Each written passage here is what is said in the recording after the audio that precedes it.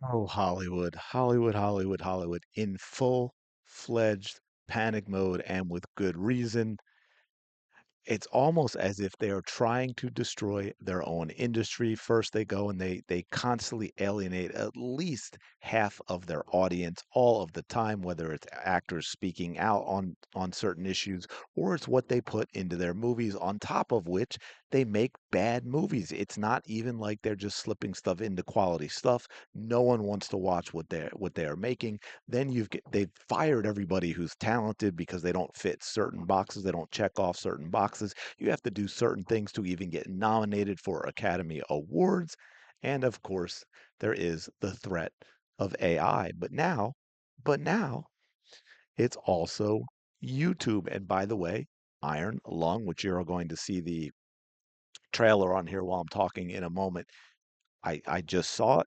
I thought it was really, really good. Now it's something that is, it's for a very specific audience. It is basically a one location shoot in this very, very small area, this very, very small area of this sub.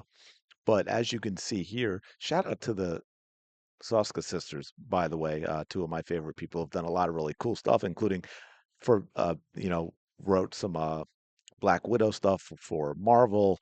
Um, See No Evil 2, I believe, and so on, and created some great comic book characters, which I love, but I won't get into that right now because I'll get very distracted. When they can make our androids for us, I know who I will be modeling. I'm just saying. Anyway, I've shared too much.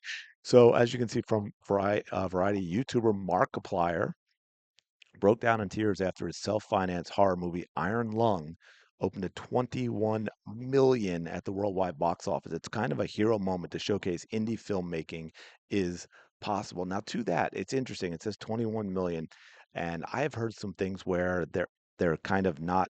There are certain places that are not really sharing all the numbers, so that's interesting because if I go to the numbers, which is a very popular one that you can see here, 17.8 million. Let me hit refresh and see if that was updated because obviously we're only on Monday here. It's still at 17.8. By the way, though, theater numbers, it actually brought in more per theater than Sam Raimi's Send Help with Rachel McAdams, which is absolutely wild when you think about what this was.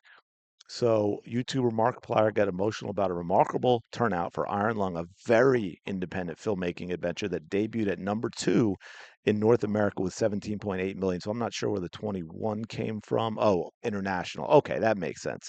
I completely missed that when I was looking through. But again, per theater actually outdid Send Help, which is really kind of wild. And this story is fascinating. I did recently a thing about filmmakers going direct to theaters and skipping the distribution and all that in order to stay independent and to get things made that Hollywood wouldn't touch. And that is what Markiplier actually did. This is absolutely wild. He leveraged his YouTube audience. He's got a few more subscribers than me. I think I'm at about 280 right now. He has something like 38 million. So he does have a few more than me. He's got a little more leverage and sort of that. So anyway, for those who don't know the story, back in 2022, Mark played this tiny little indie horror game called Iron Lung, and it was made by one guy. This is one guy who did everything for the film. David Szymanski is, I believe, how you pronounce it in his spare time. There's no big budget. There's no fancy graphics. It's just you, freaky tiny submarine. Okay, exploring an ocean of literal blood. There are no windows to peek out through. There are no monsters jumping at you. It is just this buildup of this claustrophobic dread. It's completely carried by sound design, your imagination, and of course, the acting, which Mark does himself because he's basically the only person in this. There is a brief scene with a couple other people, but and as I think he said, this isn't a limitation. This is a masterpiece waiting for a bigger canvas. That's what he was said about the the video game. And that is one thing that's kind of interesting. There's people talk about rules being constraining.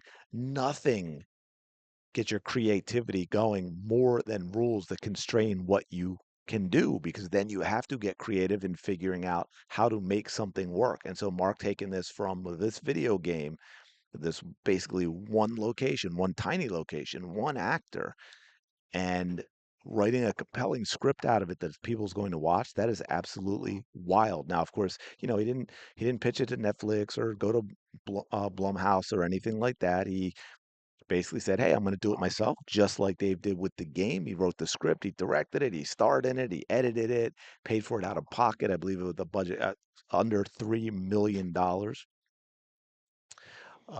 So yeah, Hollywood gatekeepers want nothing to do with it. The demand isn't there, and so forth. When he tried for theaters, maybe there were 60 screens tops. It's a whole lot of that thanks but no thanks stuff. And then Mark, smart man that he is, with 38 million subscribers, posted about it. Uh, and he got all of these wonderful people to start calling every independent theater, every chain theater, right? All the multiplexes, AMC, Cinemark, Regal, all, started flooding them with calls to the point where, yeah, you know what? They broke down. They decided they're going to carry it. I saw it at my local Regal, and it has pulled in second, came in second, and again, more per theater than Send Help, and getting into over 3,000 theaters. Friday itself, I think Thursday previews did 3.5 million. Friday did 8.9 million.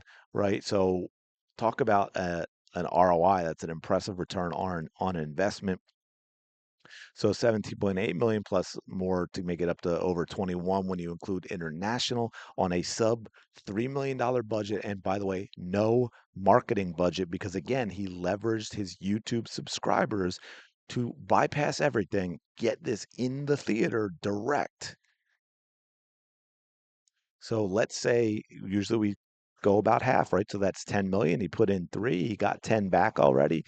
Boom.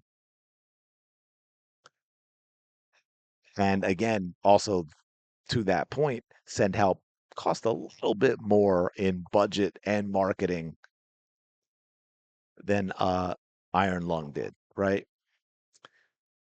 So I get old Hollywood. They love to pretend audience are these sheep. They need these billion-dollar ads, celebrity endorsements, movie stars, all that. None of that is true. Mark has proven that model is not necessary. Build a real community, make something that is worth watching, make something people want to see, things something that people will enjoy. No middleman, none of that. No notes from executives changing things.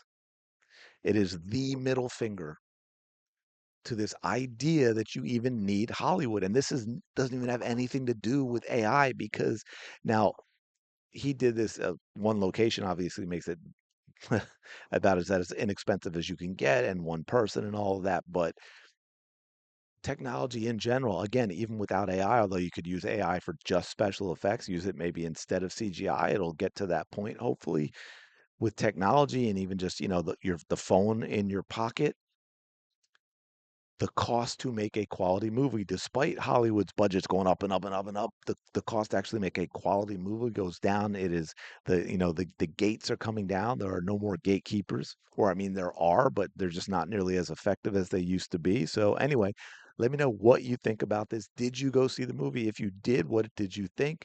Is this going to be the start of something, of more creators, of YouTubers branching out into other things? A lot of creative people on YouTube, right? We're going to bypass Hollywood entirely. Is Hollywood even going to exist as a place to go make movies anymore? Or is this kind of a one-off because he has 38 million subscribers? I don't know. Let me know your thoughts in the comments below. I really do appreciate you checking this out. As always, smash the like button, subscribe to the channel, and I will talk to you later.